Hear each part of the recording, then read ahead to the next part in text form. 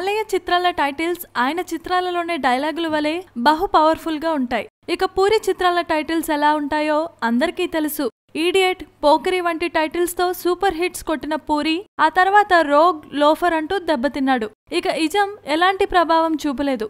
సాధారణంగా ఒక టైటిల్ ను మైండ్ లో ఫిక్స్ చేసుకుని దానికి తగ్గట్లుగా డైలాగ్స్, సీన్స్ రాసుకోవటం పూరికి బాగా అలవాటు. కానీ బాలయ్య చిత్రం విషయంలో మాత్రం టైటిల్ పరంగా పూరి స్పెషల్ కేర్ తీసుకుంటున్నాడు.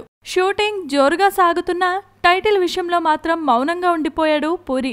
ఇక ఈ చిత్రం మాఫియా నేపథ్యంలో గ్యాంగ్స్టార్ కథగా సాగుతుందని పక్కా సమాచారం. దాంతో పూరి ఈ చిత్రానికి ఎలాంటి టైటిల్ ఖాయం చేస్తాడా అని అందరూ ఎదురు చూస్తున్నారు. టపోరీతో పాటు కొన్ని టైటిల్స్ వార్తల్లోకి వచ్చాయి. ఇక సార్వభౌముడు, ఉస్తాద్ టైటిల్స్ కూడా హల్చల్ చేస్తున్నాయి. కానీ సీనియర్ స్టార్ కాబట్టి పూరి సైతం నాగార్జునతో చేసిన చిత్రాలకు శివమణి, సూపర్ వంటి రెస్పెక్టబుల్ టైటిల్స్ పెట్టాడు.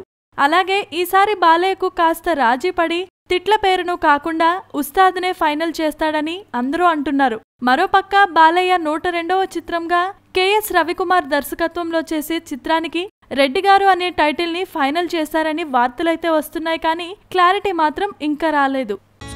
Please subscribe. Hi, it's me Purna. Please subscribe.